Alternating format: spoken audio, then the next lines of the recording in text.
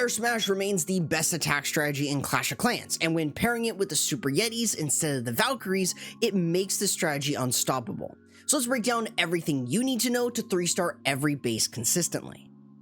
Now for something like this, you need the best hero equipment builds and best pets to 3-star every time. So let's kick things off with the Royal Champion. Her best build will always be the Electric Boots and the Haste Vial combo. This combo is her best when doing a Royal Champion charge, whether it's short or long. This lets your Royal Champion quickly move between defenses while pairing her with the invisibility spells to keep her hidden. You may also consider using the Rocket Spear over the Haste Vial, but oftentimes you'll get better value with the Haste Vial due to it being quicker and offering more value in the process.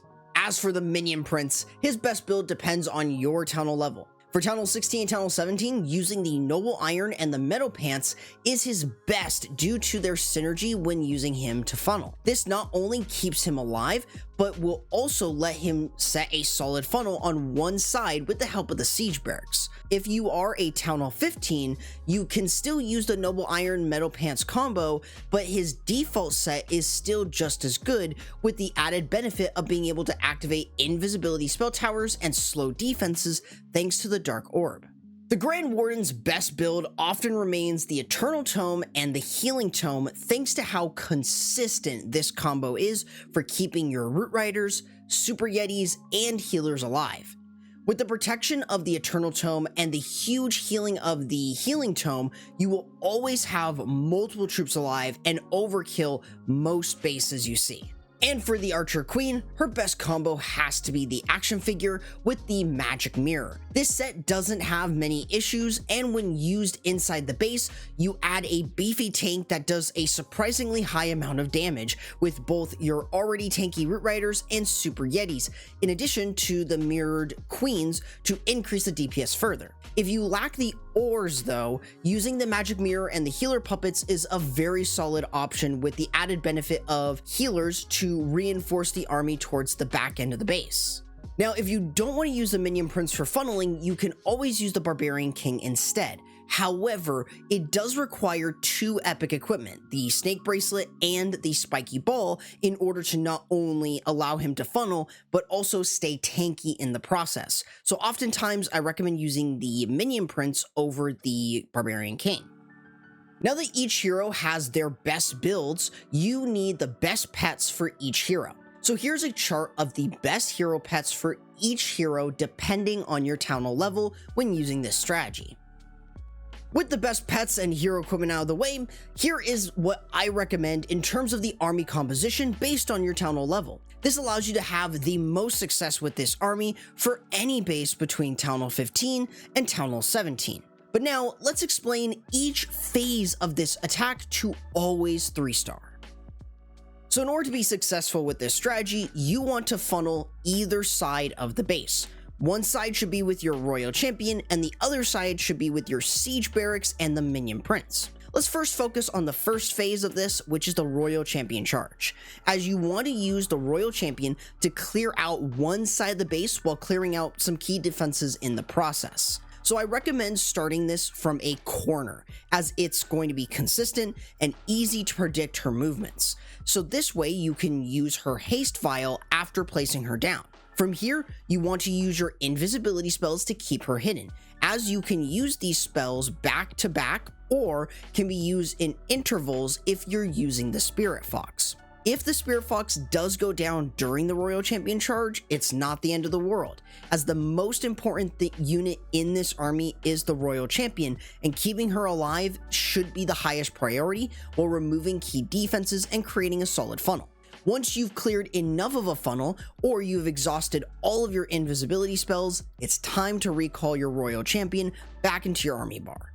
Usually there will be a few trash buildings left over that the Royal Champion's Electric Boots didn't clear. So using just 1 or 2 Super Barbarians allows you to clear trash buildings and will help with funneling your troops into the base. You do want to save as many of these Super Barbarians as possible to help with cleanup towards the end of the attack. Moving on to phase 2, we want to set the other side of our funnel with the Siege Barracks and Minion Prince. These two pair so well together thanks to the use of the Angry Jelly on the Minion Prince, since it forces him to target defenses, which can clear the way for the Siege Barracks to remove the remaining trash buildings. If you are Town Hall 15 though, you don't have access to the Angry Jelly, but you can still use him with the Siege Barracks to clear out a solid funnel. I do recommend using his Metal Pant ability around half HP so he can regen to full HP while having a tanky shield for him to clear out defenses and to help create better funneling. This should, however, set both sides of your funnel for the Root Rider Smash to commence. With the said Root Rider Smash, we'll be using the Root Riders along with the Super Yetis right behind them. Following them should be the recalled Royal Champion, Apprentice Warden for the HP buffs, the Queen and Warden for DPS and protection, and the healers to keep all of these units alive, with a few Coco Loons to keep them healers alive. As you push into the base, use an early rage to move all of your troops into, or at least towards, the core of the base. If you're dealing with an enemy CC, you should have plenty of troops to deal with them in addition to the Archer Queen without taking a poison spell. From there, your Eternal Tome and Healing Tome should be used as your troops reach the core of the base, keeping them protected and healed as they go through some heavy DPS. You could also pop the Queen's ability around this point to spawn Herd, Clones, and Giant to provide even more DPS and protection. As you move towards the back end though, using another rage spell should push your troops through the core while clearing defenses. This is where the Super Yetis and the Electromites can get fantastic value, and while staying relatively healthy from the healers.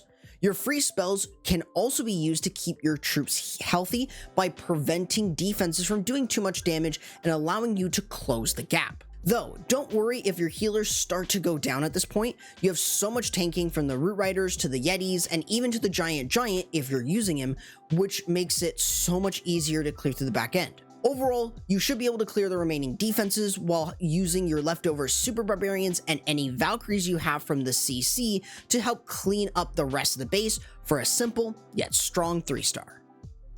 With that said, let's show you how to use this army with each phase combined.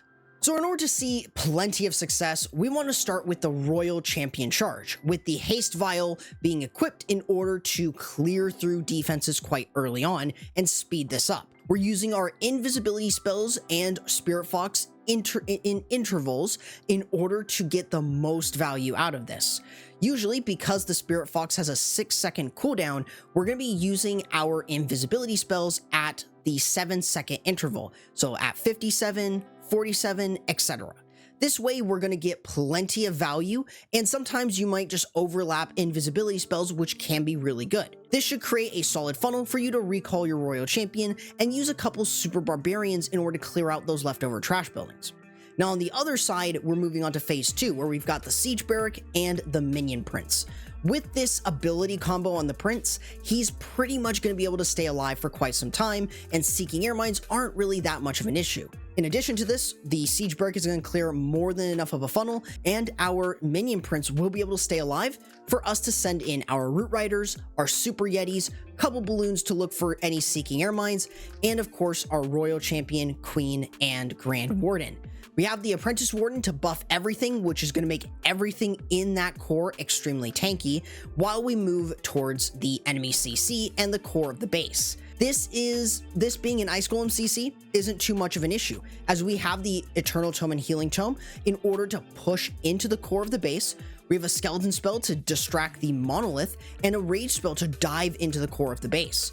We also use a freeze on this Monolith in order to make it not really do too much.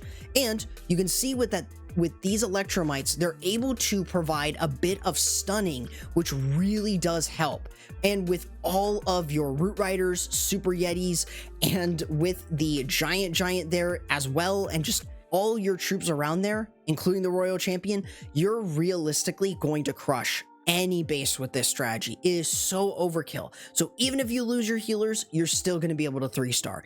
This is my current favorite strategy right now, as just how simple it is, how strong it is, and realistically, unless you fail with the Royal Champion Charge, you shouldn't really fail with this strategy.